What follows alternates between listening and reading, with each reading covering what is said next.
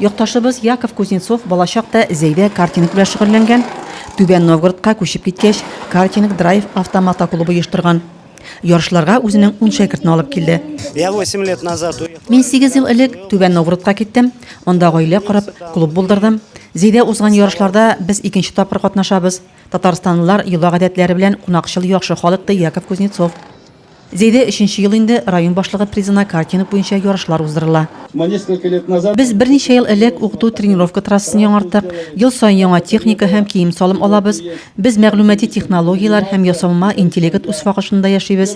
Әмма машина белән идәрә итүче кешеләр һәрвакыт кирәк булачак, ди Разиф Кәримов. Ярышта катнашучылар 2 яшь төркеменә бүленде. 6дан 12гә кадәр һәм 12дән 17 яшькә кадәр.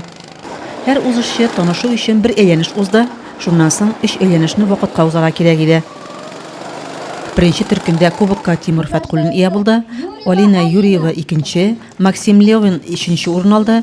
2нче яшь категориясендә 1нче урынга Анатолий Дятлов, 2нчегә Максим Неструев, 3нче урынга Данил Юрьев лаек булды.